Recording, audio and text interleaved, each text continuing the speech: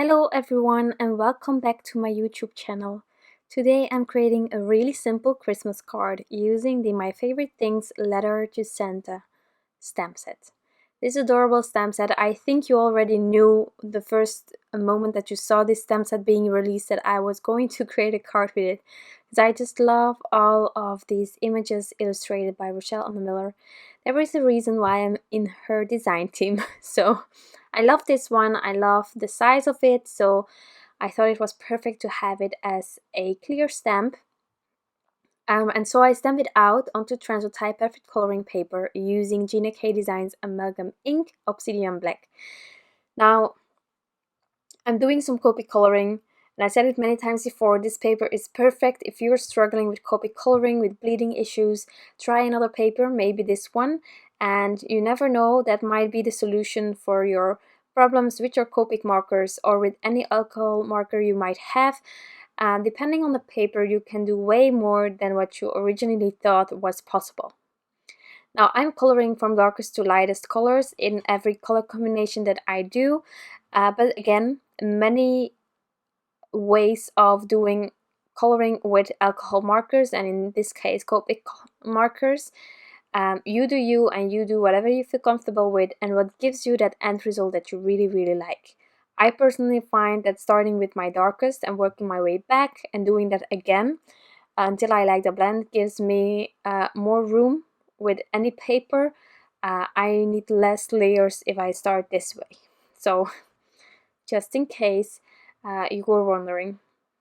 But if you start with the lightest color or with a base coat of the lightest color or anything like that, then you do you, and just have fun with it. Now, I thought that this stamp set was really adorable, and in my head I had several ideas to use this stamp set with, although I don't want to repeat me too much. You know that I really love the stencil from My Favorite Things, the watercolor wash freeform stencil thingy.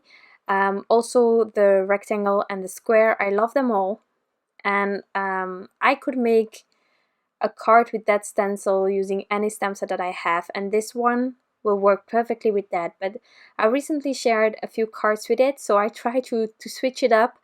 But again, I would definitely remake this, recolor it the same way, and then just use that wash and have fun with it.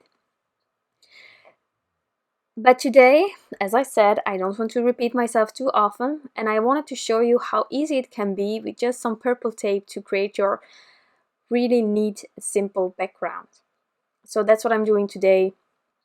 Really simple card. It's all about the coloring here, and the rest is easy peasy. So I took my time to decide which colors I was using, and in the end I limited myself with the color combinations as I always try to do. But just in case you want a reference or you want to revisit the combinations that I used for each of the elements, I have listed them on my blog post. So in the description box you can find a link towards my blog post, and then you can find everything over there. Also a list of all the supplies that I used. And well, I hope that that can help. Here I am doing my red combo, and this is the red that I use all over this image. I really love this one. There are many combinations that I love actually, but from time to time I like to switch it up and try something new, and then often I'm stuck with that one combination for a really long time. So it might happen that you will see this color again or previously, anything goes. I also make cards sometimes, a few a day, and then I cannot share them all at once.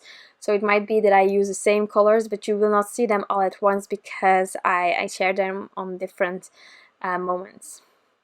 Now about the sharing and the videos and the cards, don't worry, I have been sharing less, although I still think that you have plenty to watch if you're subscribed to my channel.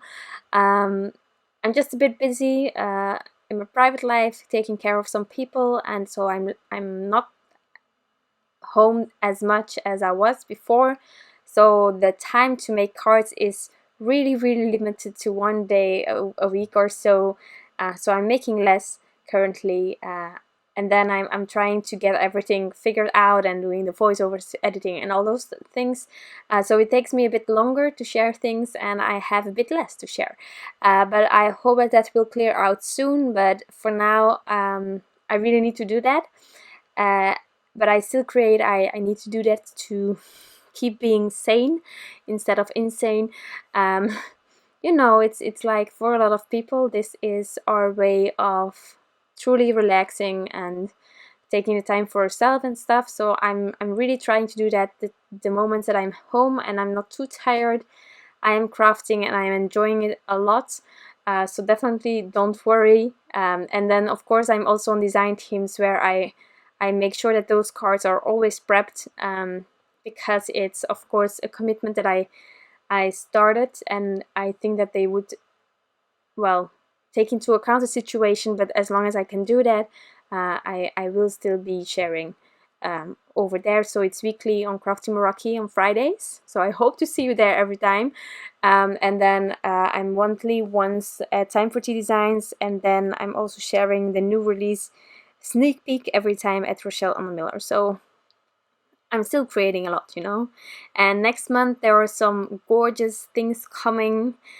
So I cannot wait to share all of those things, and I'm already prepping ahead, so I hope maybe next month that everything will go back to normal, because I prepped a bit ahead of time. But we will see, and I know that you're here and that you're supportive, so that really helps me and gives me going also with the editing of my videos.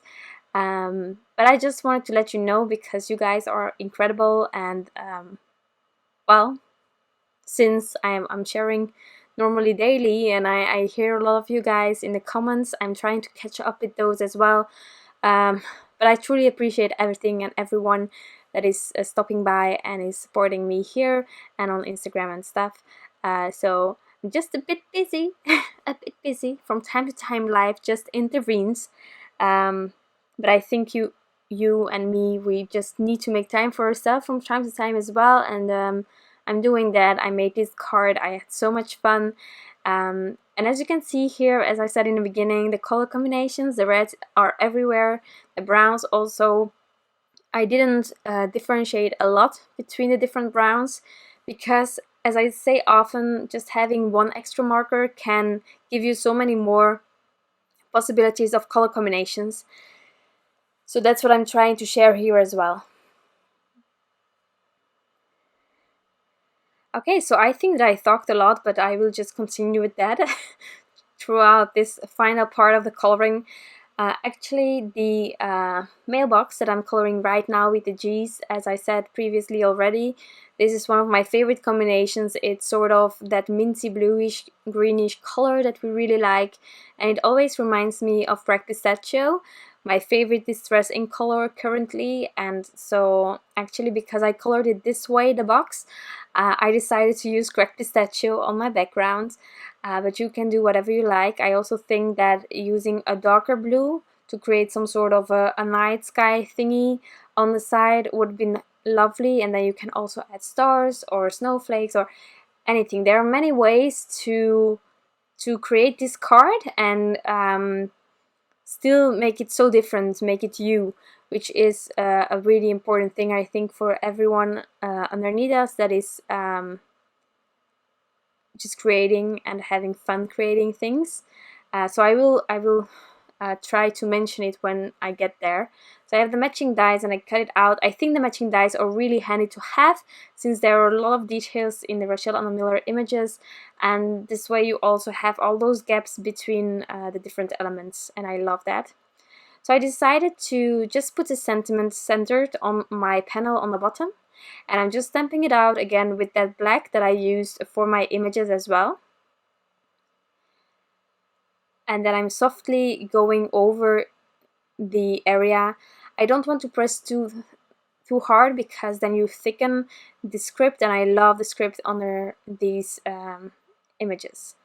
Now for my background, I wanted it to be aligned straight on my craft mat so that I could use the grid. So I just made sure to have my panel just adhere temporarily on my mat, and then I could add more purple tape and just divide my panel. The idea was to have some sort of an idea of a sky thingy, but then the image coming outside of it. So I'm partially going to cover my background that I'm just really simple going to ink blend with the image, and another part of the image will be outside of that area. So that it's sort of a peek into, and at the same time the images aren't completely in that area.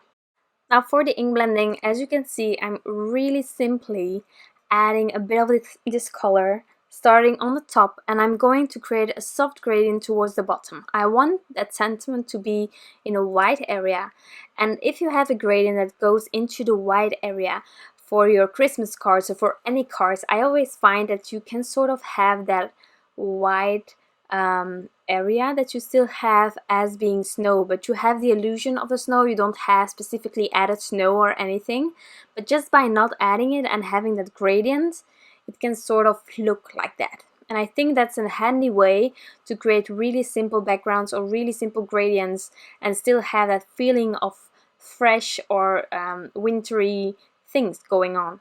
And if you do here a darker one, if I perhaps used faded jeans, you can also do a combination of these dressings.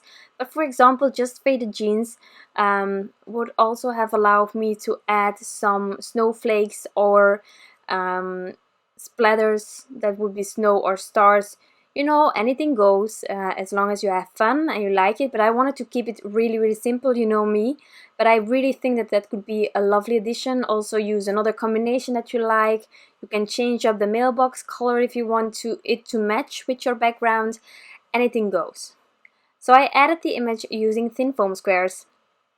And as you can see, even here I could have added some white jelly roll pen or splatters for snow.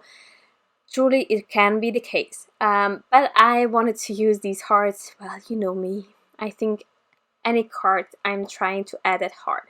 Now, in this case, since I used that pinkish reddish combination, I thought actually that any color could go from this Sweet-N-Tart sprinkle mix. But I ended up using the reds. But otherwise, I could have used all whites, all pinks, but as you know, I use a lot of whites. I only have like reds and pinks left in this little box. But I have spares now, yes, thanks to you guys. A while back, you really helped me with getting my hands on these heart sprinkles. But these are my favorite sequins in any color that I have them. I love these heart sprinkles. They are really simple, but they are out there, and depending on the color you use, it can match perfectly with your card, and I adore them. So I just added them all around, and once I adhered them, I decided to add some final details to my card. But I just wanted to repeat that, as you can see, this card is so simple. You don't need dies except for matching dies maybe of your image that you want to use. But the background is completely done with just some ink blending and purple tape. So you don't need all the fancy things to make a lovely card. If that can help you in any way in your hobby, I hope that, well, that I can inspire you. I added some stickles, stardust on some of the elements, and then this card is completely finished. You can add many more things, as I always say, but this is my card for today, and I really hope that you enjoyed it. I want to thank you all for stopping by and being such a great support. I love you all, and I wish you an incredible day, and I'll be back soon. Bye!